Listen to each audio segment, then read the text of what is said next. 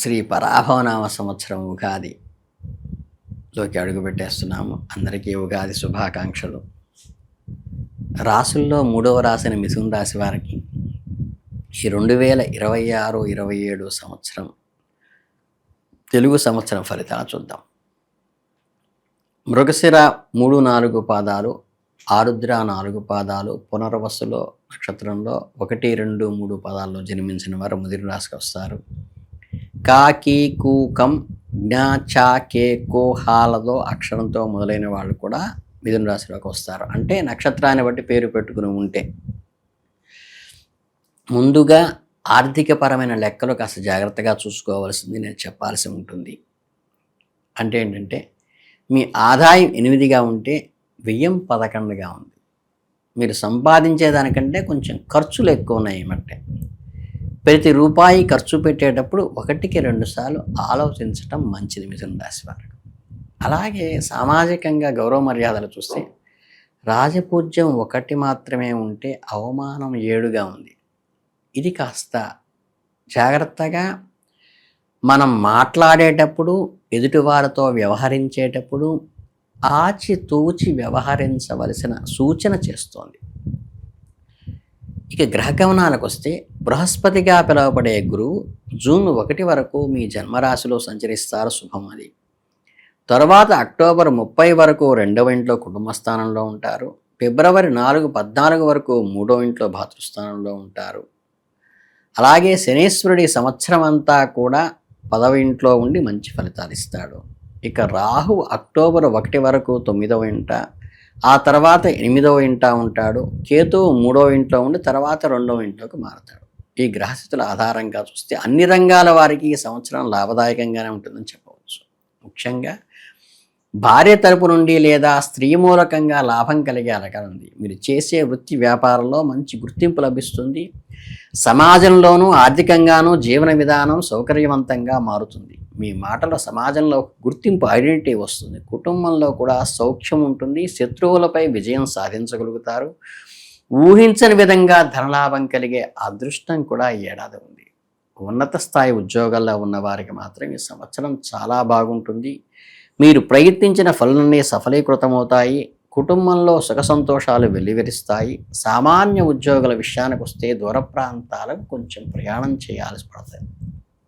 అంటే ఏదైనా ప్రభుత్వ పరంగా లేదా అధికారుల నుండి ధనలాభం పొందే అవకాశం కూడా ఉంది. మహిళా ఉద్యోగులకు ఈ సమయం చాలా అనుకూలంగా ఉన్నది. సంతాన సౌఖ్యము, సంతోషం కలుగుతాయి.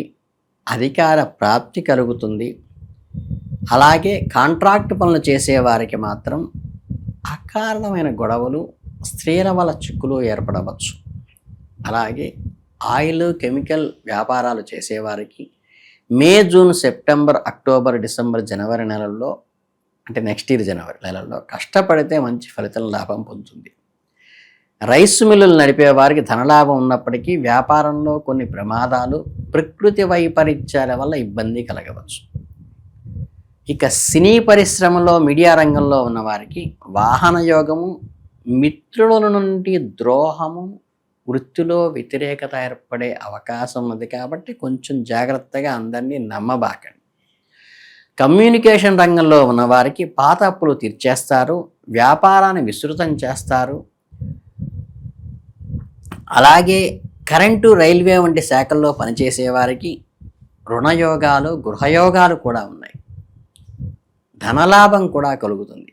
రియల్ ఎస్టేట్, భూమి వ్యాపారం చేసేవారికి లాభాలు కలుగుతాయి. రాజకీయాల్లో ఆసక్తి ఉన్న వాళ్ళకి ధర్మకార్యాలు నెరవేరుస్తారు. పారిశ్రామికవేత్తలకు పరిశ్రమల అభివృద్ధి ఉంటుంది. అనుకున్న సఫలీకృతమవుతాయి. ఉద్యోగుల వేతన సమస్యలు పరిష్కారం అవుతాయి. ధన ప్రాప్తి కలుగుతుంది. శానిటరీ వ్యాపారాలకు అన్ని నెలల్లోనూ వ్యాపారం లాభసాటిగా ఉంటుంది. మనకి రంగుల వ్యాపారం చేసేవారికి కొద్దిగా అధికారుల వల్ల ఇబ్బంది, కుటుంబంలో చిక్కులు ఎదురవుతాయి. అలాగే ఆరోగ్య సమస్యలు ఉన్నప్పటికీ వృత్తిపరంగా వృద్ధి మీకు కొంత ఊరట కలిగిస్తుంది. శుభకార్యాల కోసం డబ్బు ఎక్కువగా ఖర్చు పెడతారు. అధికారుల వల్ల గౌరవం కలుగుతుంది, స్త్రీ సౌఖ్యం కలుగుతుంది. ఇక మార్చి నెలలో వృత్తి వ్యాపారాల ఆధారంగా లాభం సాధించవచ్చు. ఆర్థిక ఇబ్బందులు ఉన్నప్పటికీ కావలసిన ధనం చేతికి అందుతూ ఉంటుంది. ఏప్రిల్ నెలలో దూర ప్రయాణాలు చేస్తారు, ధన వ్యయం పెరుగుతుంది, ఆరోగ్య లోపాలు సూచించక తప్పదు కొద్ది. తల్లిదండ్రుల వైపు నుండి చిక్కులు రావచ్చు, సోదరులు లేదా ముఖ్య మిత్రుల వల్ల డబ్బు ఖర్చు అవుతుంది. మే నెలలో కుటుంబ కలహాలు రావచ్చు, డబ్బు ఆచితూచి ఖర్చు చేయటం మంచిది. దూర ప్రయాణాల వల్ల శ్రమ ఉన్న కొంత ధనప్రాప్తి, గౌరవాలు గెలుపుతాయి. జూన్ నెలలో అనారోగ్యము, కుటుంబ చిక్కులు ఉన్నప్పటికీ వృత్తిలో ధనలాభాలుంటాయి. దూర ప్రయాణాలు, కోర్టు వ్యవహారాల్లో అయితే విజయం సాధిస్తారు. జూలై నెలలో ఆదాయం పెరుగుతుంది, సంఘంలో గౌరవం లభిస్తుంది. భార్య వల్ల చిన్న చిన్న కలహాలు కలగవచ్చు. నరదృష్టి వల్ల, మానసిక ఆందోళన వల్ల ధైర్యం కొద్దిగా కుంగుతుంది. అప్పుల బాధ, మిత్రుల విరోధాలు, వృత్తిలో వ్యతిరేకత వంటి విచిత్రమైన సమస్యలు కూడా ఎదురవుతాయి. ధైర్యంగా ముందుకు అడుగు వేయండి, దేనికి జంకబాకండి. సామాన్య స్థితి ఉంటుంది. తలచిన పనంలో అనేక చిక్కులు, అశాంతికి గురి చేసినప్పటికీ అంతిమంగా విజయం మీదే అవుతుంది. దైవానుగ్రహం ఒక్కటే దీనికి పరిష్కారం. అక్టోబర్ నెలలో ఉద్యోగ వ్యాపారంలో నిరాశ కలగవచ్చు. అధికారుల వల్ల అగౌరవము, శ్రమ ఎక్కువ అయ్యే పనులన్నీ విఫలమవుతున్నట్లుగా అనిపించేటువంటి అవకాశం ఉంది. నవంబర్ నెలలో ఆదాయం అనుకూలంగా ఉన్న శత్రు బాధలు, ఖర్చులు పెరుగుతాయి. వృత్తి వ్యాపారాల్లో అనేక చిక్కులు ఎదుర్కొంటారు. హృదయ సంబంధిత బాధలు, మానసిక అలసట కలగవచ్చు.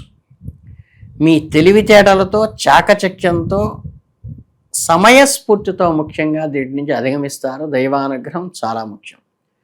నూతన మిత్రులతో పరిచయాలు ఏర్పడతాయి. శుభకార్యాల గురించి ఆలోచనలు చేస్తారు. డిసెంబర్ మాసం కూడా మిశ్రమ ఫలితాలతో లాభసాటిగానే సాగుతుంది. ముఖ్యంగా రాజపూజ్యము 1, అవమానం 7 అనే అంశాన్ని దృష్టిలో ఉంచుకుని ఎవరితోనూ అనవసరమైన వాదనలకు దిగకుండా కుటుంబంలో బయట సమయంలో పాటించేటప్పుడు సంయమనం పాటించు. ఈ క్వారల్స్కి దూరంగా ఉండండి. ఉచిత సలహాలు ఎవరికి ఇవ్వబాకండి. మీకు 1, 3, 6, 9 అదృష్ట సంఖ్యలుగా ఉంటాయి. ఆదివారం, సోమవారం, బుధవారం చాలా అనుకూలంగా నడుస్తుంది. వీటిని సక్రమంగా మంచి పనులకు ఉపయోగించుకోండి. మంగళవారాల్లో కుజగ్రహ పూజలు, కందులు దానం చేయటం, గన్నేరు పూలతో గ్రహ పూజలు చేయటము, నాగేంద్ర పుట్టిని ప్రోక్షణ చేయటము, శనివారాల్లో రావి చెట్టుకు, అశ్వత్థ వృక్షానికి ప్రదక్షిణ చేయటం కూడా చాలా మంచిది. ఆదివారాల్లో సూర్య నమస్కారాలు, ఆదిత్య హృదయ పారాయణ, శ్వేతార్కంతో పూజ చేయటం కూడా చాలా, అంటే తెల్ల జిల్లేడు. బుధవారాల్లో బుధగ్రహాలు, పచ్చని పూలతో అర్చన, మొలకెత్తిన పెసలు గోవులకి పెట్టడం ద్వారా కూడా చాలా అనుకూలం కలుగుతుంది. సేరుం బాతుకులో పెట్టబాకండి. చిన్న గుప్పెడతో చేతిలో పెట్టుకొని మీ చేత్తోనే అందించండి. భార్యాభర్తల మధ్య గొడవలు కొంచెం తిరుగుతాయి. శుక్రవారాల్లో పసుపు చీరని దానం చేయటం ద్వారా అమ్మవారికి, అంటే సమర్పించడం ద్వారా కూడా మంచి జరుగుతుంది. శనగలు దానం చేయటం ద్వారా కూడా శుభం జరుగుతుంది. సోమవారాల్లో నాగేంద్ర స్వామికి పుట్టలో పాలు పోయటం కానీ, చక్కగా గురువాళ్ళల్లో లక్ష్మీ నరసింహస్వామికి అర్చన చేయించుకోవటం వల్ల కానీ, స్త్రీలకు పసుపు కుంకుమలు శుక్రవారాల్లో ఇవ్వటం ద్వారా కూడా మంచి శుభం జరుగుతుంది. శుక్రవారం పసుపు కుంకుమలు ఇవ్వచ్చమ్మ. ఆదివారాల్లో సూర్యదేవాలయాల్లో వెళ్తే ఉత్తరైనతు పూలతో అర్చన కానీ చేయించుకోవటం కూడా చాలా మంచిది. శ్రీకాకుళం జిల్లా అరసవిల్లిలో సూర్యదేవాలయం చక్కగా ప్రశస్తమైనది. అవకాశం ఉంటే సుమ పెద్ద పూజలు చేయాల్సిన పని లేదు. భక్తి శ్రద్ధలతో చిన్న పూజ చేసిన స్వామివారికి మనస్ఫూర్తిగా సర్వస్వ శరణాగతితో, ఆర్తిగా నాకు ఈ కష్టం ఉందయ్యా స్వామి అని భగవంతుడికి మీరు స్వయంగా మీ నిత్యార్చన చేసే స్వామికి చెప్పుకుంటే మీ సమస్యలన్నీ పరిష్కారం అవుతాయి. ఎవరినీ మానవ మాతృలను ఆశ్రయించాల్సిన పని లేదు. మీ స్వశక్తిని దైవభావాలని ముందుకు సాగితే విజయం మీ సొంతం అవుతుంది. మిథున రాశి వారు ఈ పరాభవనామ సంవత్సరంలో ఇంకా మెరుగైన ఫందులు పొందాలని, వారి కుటుంబ సభ్యులు ఆయురారోగ్య ఐశ్వర్యాలతో తొలతోగాలని, భగవదానుగ్రహం సంపూర్ణంగా కలగాలని, భగవత్ సాక్షాత్కారం కలగాలని మనస్ఫూర్తిగా ఆశీర్వదిస్తూ శుభమస్తు.